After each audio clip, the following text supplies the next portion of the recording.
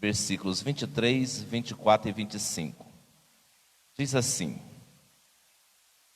Então, entrando ele no barco, seus discípulos o seguiam.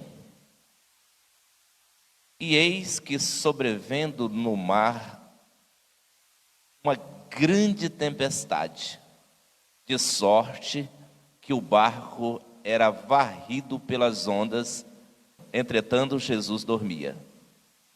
Mas os discípulos vieram acordá-lo, clamando: Senhor, salva-nos, porque perecemos. Pai querido, em nome de Jesus, por tua graça diante do teu trono, eu quero invocar a presença do teu Espírito. Eu quero invocar a tua glória, a tua graça, o teu favor e a tua bondade, para que nós possamos, ó Deus, como instrumentos do Senhor nessa oportunidade, ministrar a tua palavra. Deus, eu quero pedir ao Senhor, através do sangue da cruz, que o Senhor alcance os corações dos nossos irmãos que estão conectados conosco. Quero pedir ao Senhor que fala-nos por tua bondade, no precioso nome de Jesus. Amém. Queridos, o texto que eu li, se eu fosse trazer um tema para essa palavra, eu daria o seguinte tema para a palavra que nós vamos ministrar esta noite: Deus usa as provações. Pastor, mas o que é isso? É isso mesmo, Deus usa as provações. E se a gente for observar,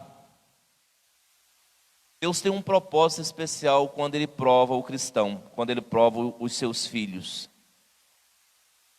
O texto que eu li fala que Jesus chamou os discípulos, entraram num barco para atravessar para o outro lado do mar da Galileia.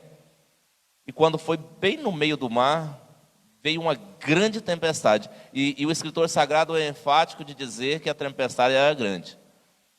E é interessante que os discípulos de Jesus eram quase todos pescadores, inclusive no próprio mar da Galileia mesmo. E eles sabiam do perigo que estava correndo. Eles conheciam aquilo ali. Pedro, por exemplo, o pai era pescador, o avô era pescador, eles tinham uma empresa de pesca que trabalhava no mar da Galileia. Provavelmente, dizem os historiadores, que o barco que Jesus estava junto com os discípulos era da família de Pedro. E eles sabiam do perigo. Quando veio a tempestade, a primeira coisa que os discípulos fizeram foi chamar Jesus, acordar Jesus. Escute uma coisa: no meio da adversidade, no meio da provação, Jesus está no controle.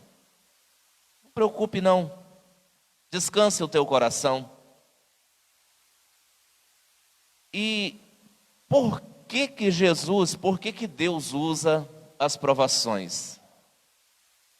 A primeira coisa que acontece quando nós passamos por adversidade, a primeira coisa que vai acontecer: há uma seleção natural dos amigos. É a primeira coisa. Que no momento da adversidade, as pessoas que estão ao seu lado, que não são verdadeiras, a adversidade exclui elas. Elas somem. Elas desaparecem. E é a primeira coisa que acontece. A adversidade seleciona os verdadeiros amigos.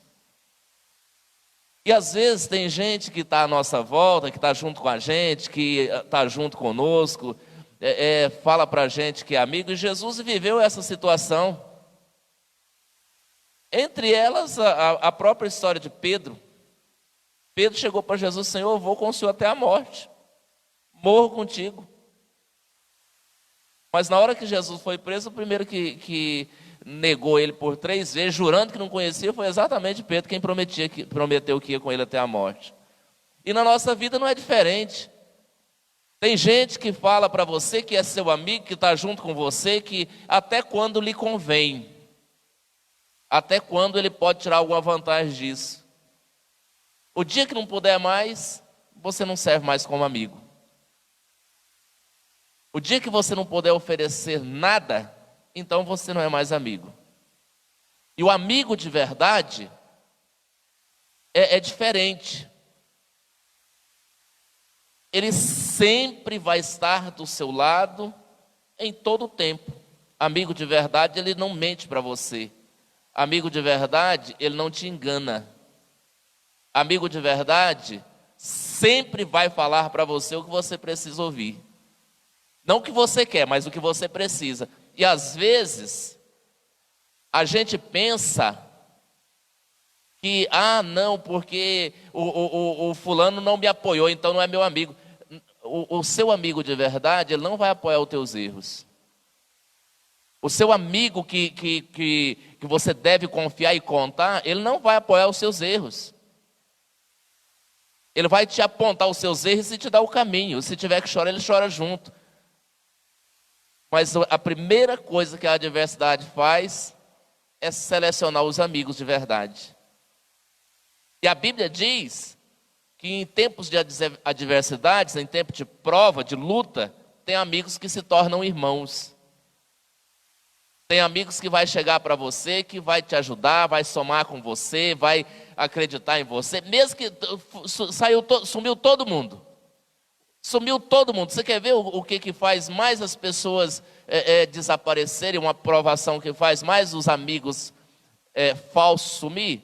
Provação financeira. E quem nunca passou por uma provação financeira? Mesmo os megas empresários, os homens muito ricos, passam por adversidade financeira, por prejuízos.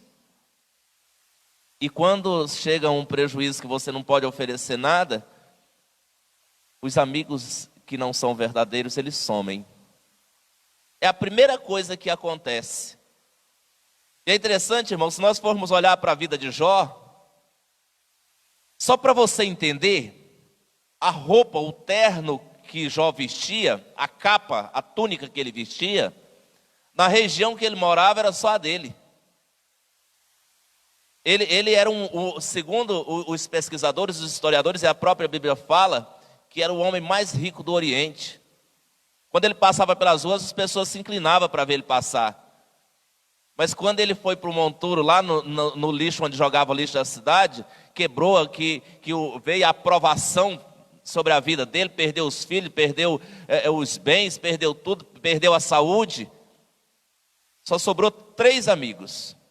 E eles ainda foram lá e ainda falaram para ele assim, confessa teu pecado, porque senão não aconteceria isso com ninguém não, se não estiver em pecado. Escute só, queridos. Existem coisas que é prova mesmo. E não adianta a gente querer fugir. Agora, irmão, a prova, primeiro, ela mostra quem são os verdadeiros amigos. A segunda coisa que acontece, mostra para mim, para nós, quem nós somos. Mostra para a gente quem a gente é, o quanto a gente é falho e limitado, quanto nós somos pequenos. E na verdade tem muita gente que se acha arrogante, soberbo e diz que são bons, que é diferente, que não sei o que tem, que é culto, que é inteligente, que é sábio. Não adianta nada. Não adianta. Todos nós, escute uma coisa, se você ainda não passou por provação, que eu não acredito, que você deve ter passado por algumas provações na sua vida já, e algumas delas você pensou até que não iria suportar, mas Deus te deu vitória e você chegou até aqui para me ouvir. Então, a provação mostra quem são os verdadeiros amigos e mostra para nós quem nós somos. E tem situação que nós não temos o que fazer. Tem situação que a gente tem que enfrentar que nós não temos o que fazer a não ser confiar em Deus. A situação de Jó, irmãos, fazer o quê? O que é que nós vamos fazer? E aqui eu quero te dar uma palavra interessante. E o diabo só tocou na vida, nas coisas de Jó, com a permissão de Deus. Então deixa eu te dizer uma coisa, olhe para mim. O inimigo só vai mexer com a sua vida mediante uma permissão do seu dono.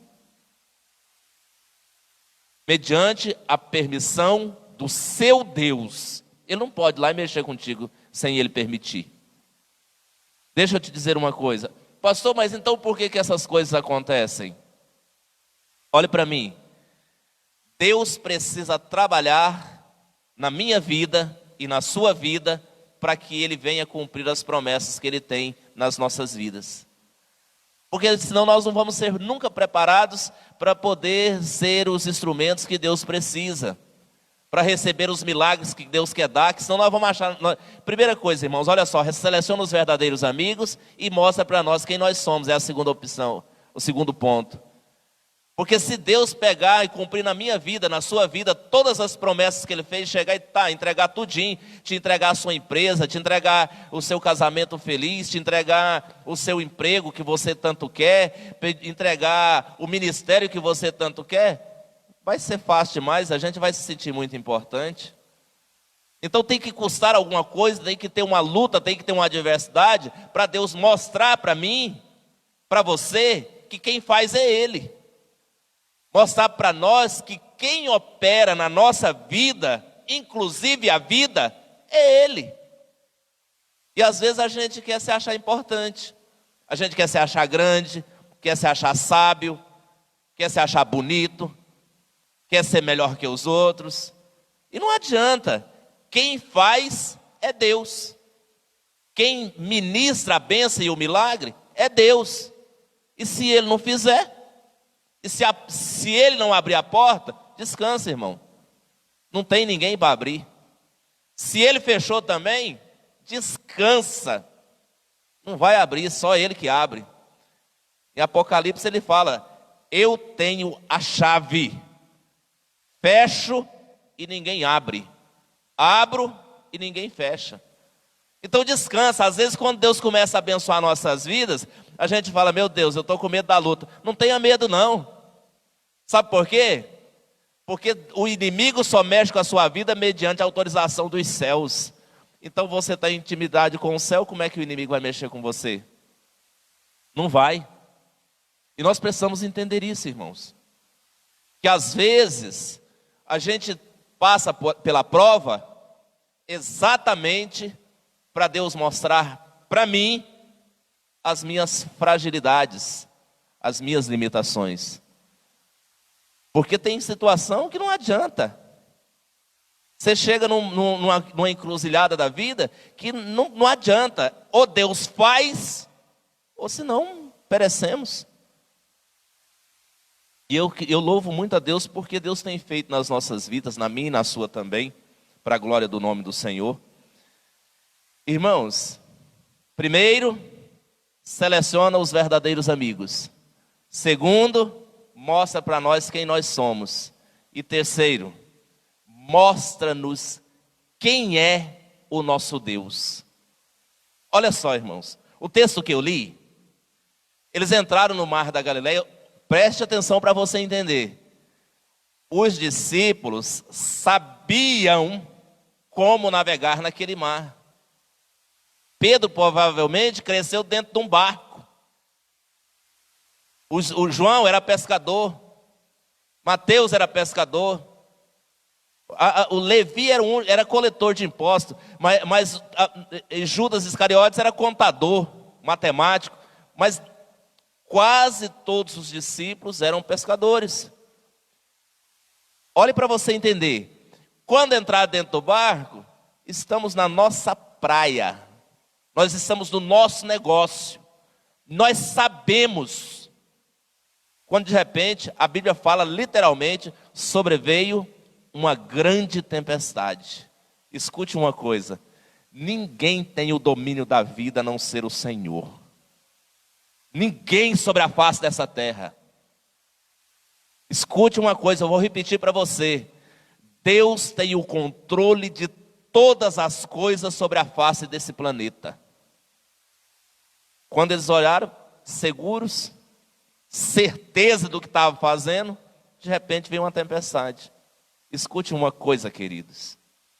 Deus vai nos provar exatamente onde nós pensamos que somos bons. É aí que Deus vai nos provar.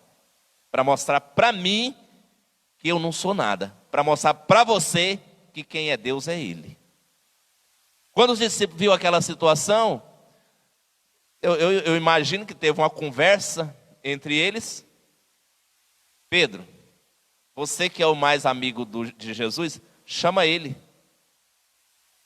Não, João, vai lá, porque você é o discípulo que ele ama. Você, olha, você tem intimidade com ele. Deixa eu te dizer uma coisa. Preste bem atenção nisso aqui. Olhe para mim, para você entender. No momento da adversidade, estreite o seu relacionamento com o Senhor.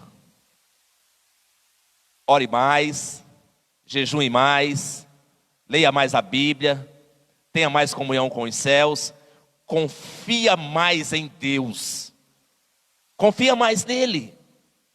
No momento de prova, é quando nós precisamos mais estar perto de Deus. No momento da adversidade é quando nós precisamos nos achegar mais ao Senhor. E Ele vai cuidar de nós. Vai lá, chama Ele. Chama Ele, ô Pedro. Rapaz, ele está dormindo. Não, chama Ele. Não, eu vou lá. E aí, irmãos, olha para você ver a ousadia de Pedro. Senhor, não te deu conta que nós estamos perecendo?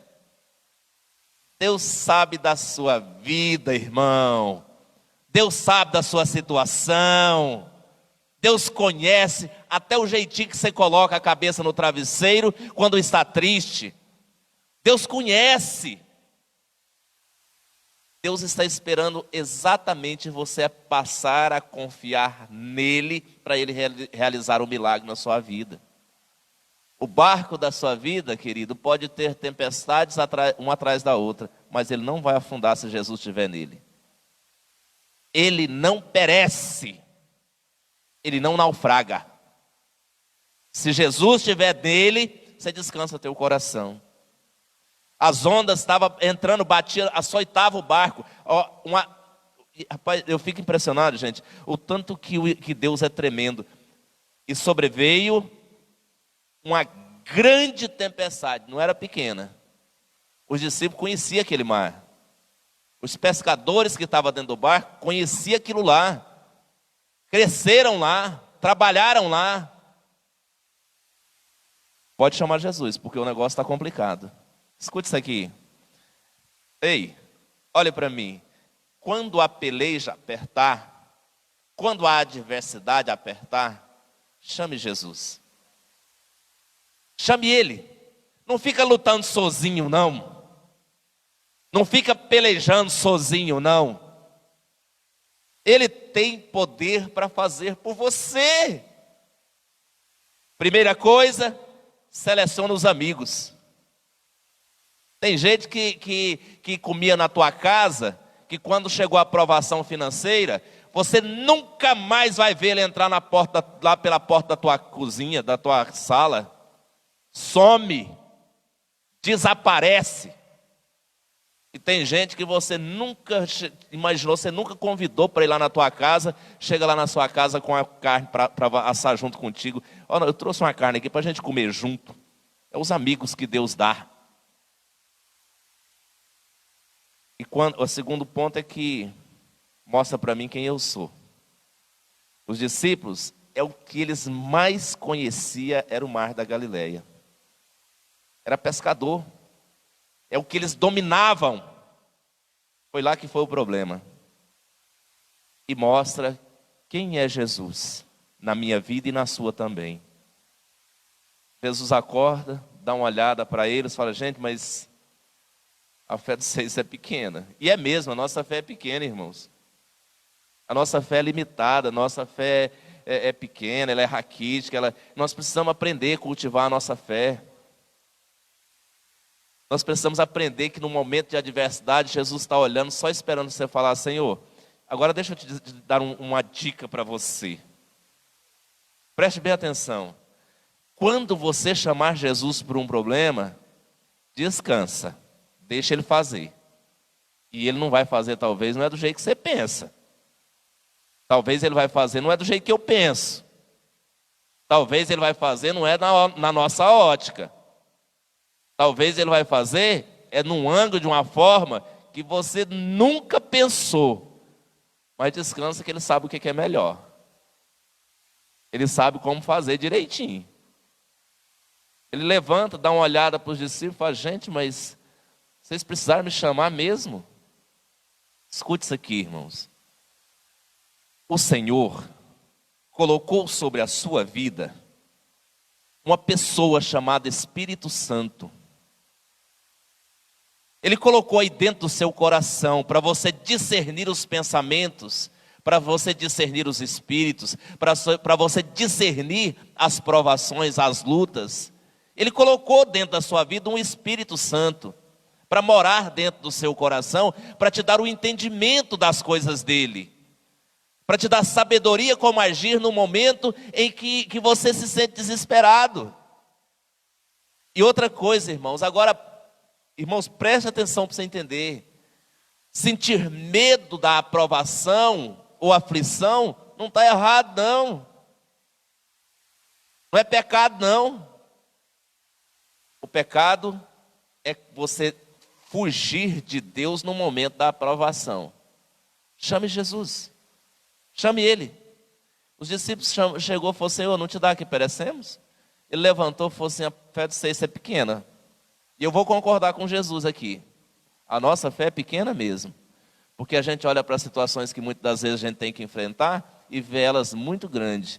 Nós precisamos aprender a mostrar para os nossos problemas e as nossas provações o tamanho do Deus que nós servimos. Mostrar para os nossos problemas que nós vivemos de milagres. Mostrar para as situações que nós atravessamos que Deus trabalha com milagres. É isso que nós precisamos aprender a fazer. Quando Jesus olhou e falou assim: a fé de vocês é pequena, eu vou concordar. Ele chega e fala assim: mar, acalma-te, aquieta-te, vento, sossega, para. É assim que Deus vai fazer no horizonte da sua vida. Essa tempestade que você está enfrentando, essa luta que você está enfrentando, ela vai mostrar para você quem é o seu Deus. Quem é o Deus que nós servimos. Vai mostrar para todas as pessoas que estão à sua volta quem é o Deus que você serve. Ele vai operar milagre na sua vida. Irmãos, tantos milagres que até você mesmo vai se surpreender. Os discípulos pararam a olhar assim: meu Deus, mas quem é este homem que até o vento e o mar o obedecem? E é isso que Deus vai fazer no horizonte das nossas vidas. Vai nos surpreender com os milagres que Ele vai fazer. Tá bem? Escute, a prova mostra quem são seus verdadeiros amigos. A prova mostra quem nós somos. E a prova mostra quem Deus é para nós. Que a graça de nosso Senhor Jesus Cristo, as soberanas e divinas consolações do Espírito Santo de Deus, seja com todo o povo de Deus espalhado pelos quatro cantos da terra. E o povo de Deus dizendo bem alto: